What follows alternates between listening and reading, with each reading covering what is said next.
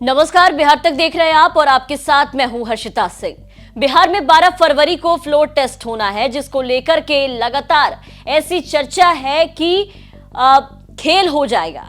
अब खेल कौन करेगा? तो तेजस्वी यादव, जिन्होंने नीतीश के पाला बदलने के बाद अपने बयान से बिहार की राजनीति में भूचाल ला रखा है। इसी बीच चर्चा ये भी है कि नीतीश कुमार ने भले ही एनडीए में वापसी कर ली हो, लेकिन नीतीश के वापसी से एनडीए खेमे में शामिल घटक दल जरा नाराज चल रहे हैं। अब इन तमाम अटकलों के बीच सीएम नीतीश पीएम मोदी से मुलाकात करने आज दिल्ली पहुंचने वाले हैं और इस मुलाकात को लेकर के हलचल काफी तेज है। तरह तरह की चर्चाएं हो रही है, क्योंकि ये जो मुलाकात है वो फ्लोर टेस्ट से पहले है। वो फ्लोर टेस्ट जिसमें नीतीश कुमार के सामने बहुमत साबित करने का चैलेंज है।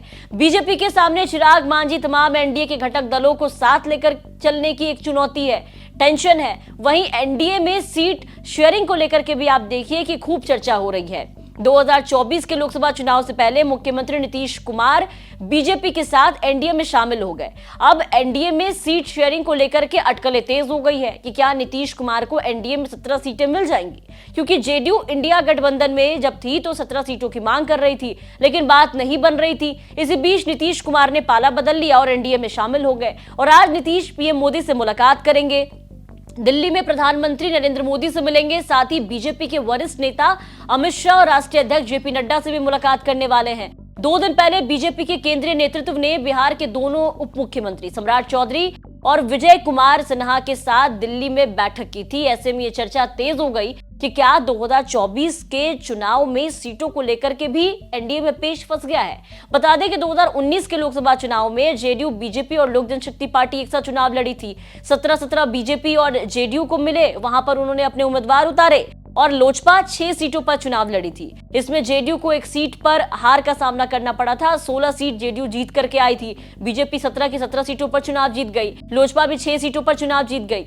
लेकिन अब 2024 के चुनाव में समीकरण बदलते दिख रहे हैं, क्योंकि इस बार एनडीए में जीतन राम मांझी हैं, उपेंद्र कुशवाहा भी शामिल हैं और इस बार आप देखिए कि लोक जनशक्ति पार्टी जो है वो 2 भागों में बटी हुई है। एक पशुपति पारस और दूसरा चिराग पासवान अलग अलग है। ऐसे में 2019 की तरह 17 सीटों पर बीजेपी और जेडीयू का चुनाव लड़ना तो काफी मुश्किल लगता है और 6 सीटों में बंटवारा बचेगा, क्योंकि 17 सीटें अगर आप देखिए कि जेडीयू और बीजेपी ले लेती है तो ऐसे में 6 सीटें बचती हैं। अब 6 सीटों में बंटवारा कैसे होगा?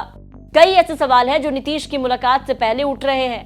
बिहार में एनडीए की नई सरकार का नेतृत्व संभालने के बाद नीतीश कुमार की प्रधानमंत्री से ये पहली मुलाकात होगी। नीतीश कुमार का दिल्ली दौरा बेहद महत्वपूर्ण माना जा रहा है।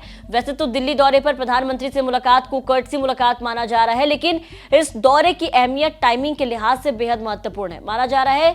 और आपको बता दें कि खबर यह भी है कि नीतीश कुमार दिल्ली दौरे पर पीएम से मुलाकात के दौरान वर्तमान राजनीतिक हालात पर चर्चा कर सकते हैं। इसके साथ ही सीएम नीतीश कुमार बिहार को लेकर के कई मांग भी रख सकते हैं, जिसमें सबसे स्पेशल मांग जो होगा वो होगा बिहार को विशेष राज्य का दर्जा देना, विशेष पैकेज।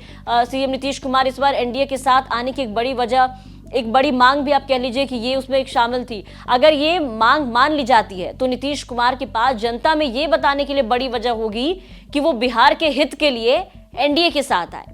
ऐसे में नीतीश कुमार के दिल्ली दौरे पर बिहार की सियासी निगाहें टिकी है। देखना होगा कि मुलाकात में क्या कुछ निकल करके सामने आता है। आपको क्या लगता है कि जब पीएम मोदी और नीतीश कुमार पहली बार एक बार फिर से साथ आने के बाद मुलाकात करेंगे तो क्या बातचीत होगी? अपनी राय कमेंट करके जरूर बताएं और बिहार की तमाम खबरों के लिए आप बने रहे बिहार तक के साथ।